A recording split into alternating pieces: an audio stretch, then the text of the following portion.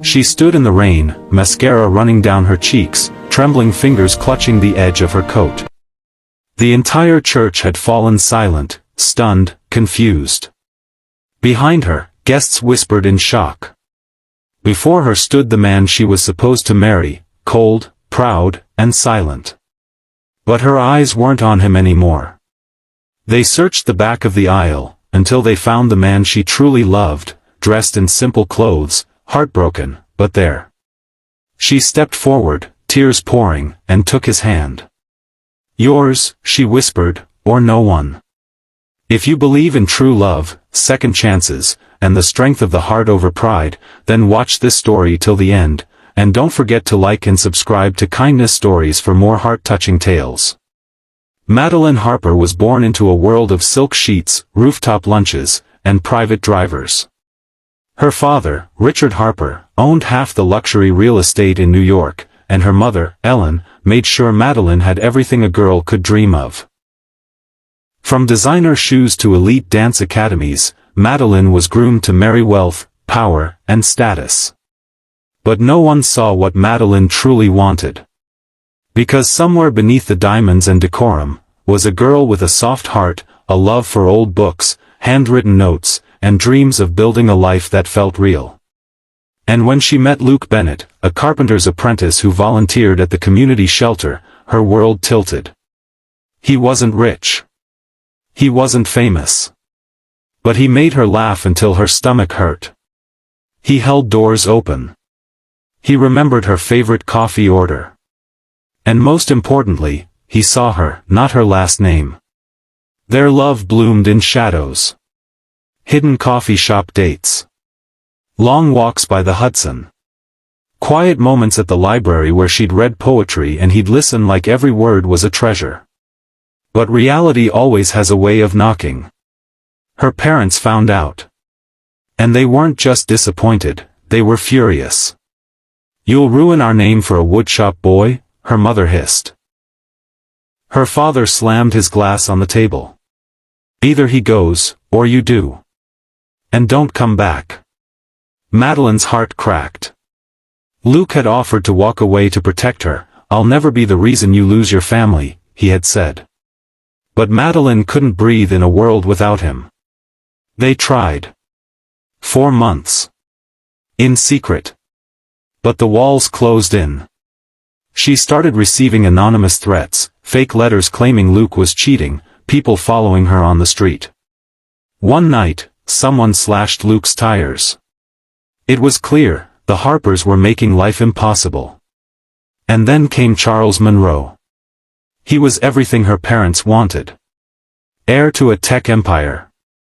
Ivy League educated. Handsome and cold like polished ice. He charmed her parents, courted Madeline, and made one thing clear. "This is a merger," he whispered one night, "not a marriage. You be the face, I'll handle the business. We'll both get what we want." Madeline felt trapped. Like a bird in a cage carved from gold. When Luke heard she was engaged, he didn't fight it. He disappeared. Vanished from the city. No calls. No letters. And Madeline? She died a little more each day. The wedding day arrived like a funeral. Everyone smiled. Madeline wore white, but her heart was in ashes. As she walked down the aisle, every step felt like a betrayal to her soul. Then it happened. Just before the vows, as the priest cleared his throat, the doors of the church creaked open. Every head turned. And there he was, Luke. In worn jeans and a clean, buttoned shirt. His hands rough, his face pale, eyes wide. He hadn't come to stop the wedding. He just needed to see her one last time. But Madeline saw him, and the world stopped. Tears streamed down her face. She turned to Charles. "I'm sorry," she whispered. Charles narrowed his eyes. "You dare?" But she didn't answer. She turned, ran down the aisle, and stood before Luke. People gasped. "I know I may lose everything," she said softly, but if I can't have love, then what's left? She reached for his hand, trembling, eyes glistening. Yours, she whispered, or no one. They left the city that night. No money. No family support. Just the two of them and a beat-up car. Madeline learned to live simply. She worked at a bookstore. Luke started a furniture business. They laughed over cheap takeout, cried in each other's arms during hard days, and slowly, built a life. It wasn't perfect. But it was theirs. Years later, Luke opened his own workshop. Madeline started a literacy center for underprivileged kids. And when her parents tried to reach out, she forgave, but never went back. She didn't need the marble floors or chandeliers. She had love. And that was enough. Love isn't always grand entrances or fairy tales. Sometimes, it's standing in the rain, heartbroken, choosing the harder path because it's right.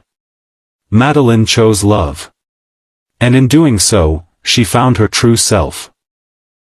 So, if this story touched your heart, show us some love too. Like this video, subscribe to Kindness Stories, and remember, sometimes, choosing with your heart may cost everything, but it gives you even more.